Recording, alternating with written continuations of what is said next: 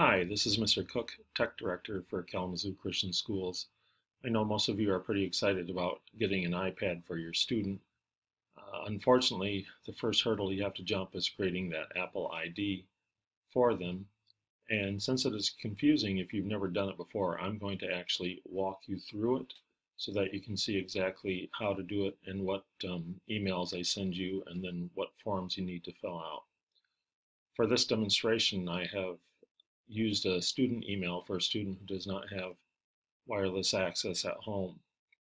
As I mentioned, we have asked Apple to send you an email, and I've actually set up a folder for that. And here's the actual email from Apple notifying you that this is the Apple ID for Students program. So I'm going to click on that, and you should have a letter like this.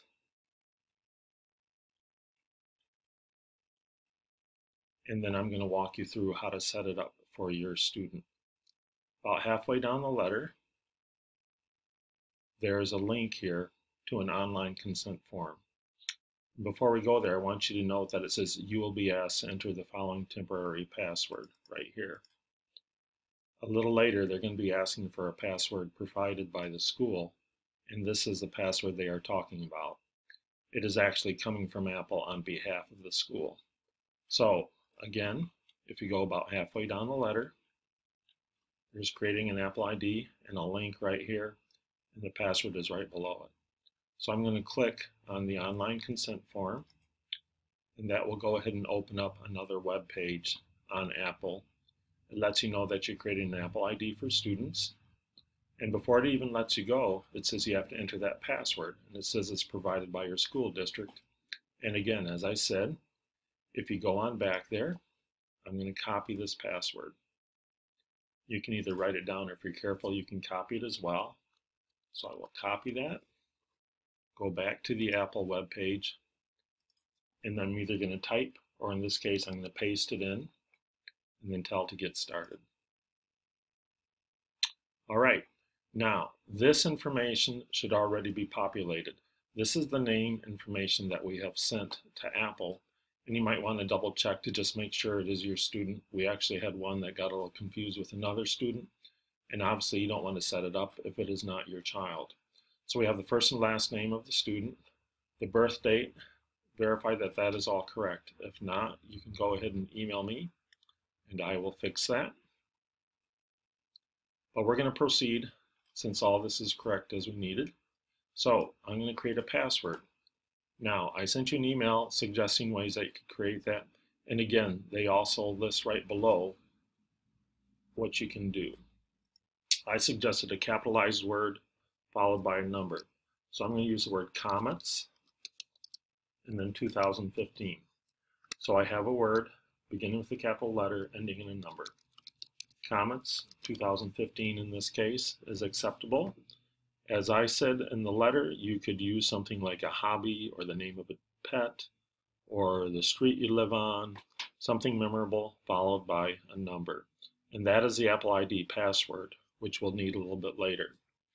And the other thing you need to do is answer some security questions. Now these are for your benefit in case you need to reset your account at a later date.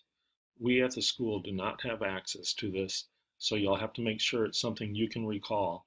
And I would not depend upon your student recalling this, but select things that you'll be able to help them with. So in this case, I've already done it before, and I know some easy ones that we can plug in here.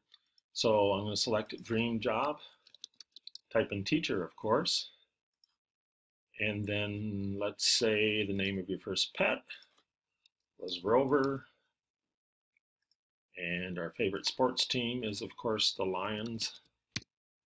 So I've had to answer those 3 questions, and then you just confirm that. And then this should be the email that I sent the message to, and you want to confirm that.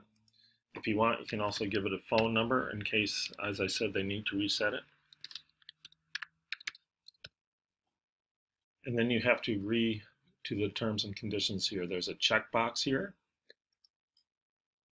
And then they want you to scroll through this at the bottom here, which basically lets them know you're setting up an account with Apple.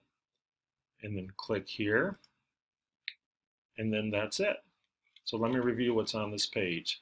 You're checking your student's name, the birth date. You've created that Apple ID password, which I suggested would be helpful if you use a capitalized word followed by a number. And then you've answered the 3 security questions and then agreed to everything. And then I'm going to tell it to go ahead and create that Apple ID, and then we'll be able to set up your student's iPad. I don't have to worry about saving that now. And Apple will confirm we've gone ahead and done that. But before that is completed, you've got to actually verify in your email account that you are the one setting this up. So I'm going to go back to my email, and I have one from Apple. And you see here, they've actually sent me 2 already. One is information about the account that you've set up. You can read through that later at your leisure. And the other one is to verify the contact email address. We cannot use that Apple ID until you have verified from your email address. And all you need to do is click right here. It's a link that says verify now. So I'm going to go ahead and do that. And then it asks you to sign in to verify your email address. They're asking you to verify the email address for the Apple ID.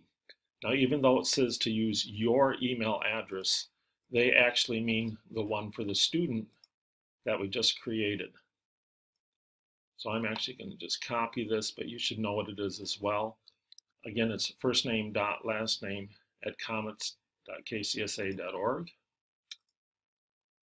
So I'm going to go ahead and type that in. And then the password we created, which again was a capitalized word followed by a number. And I'm going to verify that. So what you've done is you verified your email address and then the student's email address. And this was confusing to some because it says you want to verify your email address. They're talking about the one we've created for the Apple ID. So I'm going to go ahead and verify that as well. And it'll tell you it's been verified. And then you are all set, almost. The last step that I want you to do is to go back to that letter that I originally sent you. I've got to find it here.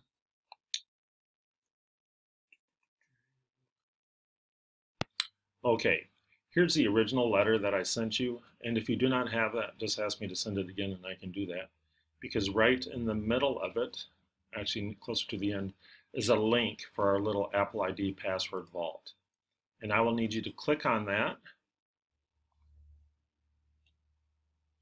and fill that out.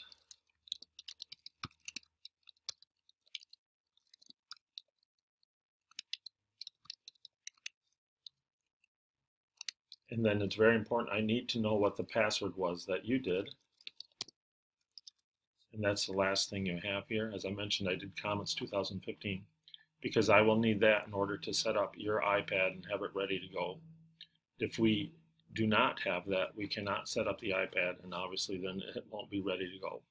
So go ahead and submit that, and then you're good. You're done, and I will have that information, and I hope to see you at the parent night with your iPad ready to go. Thank you.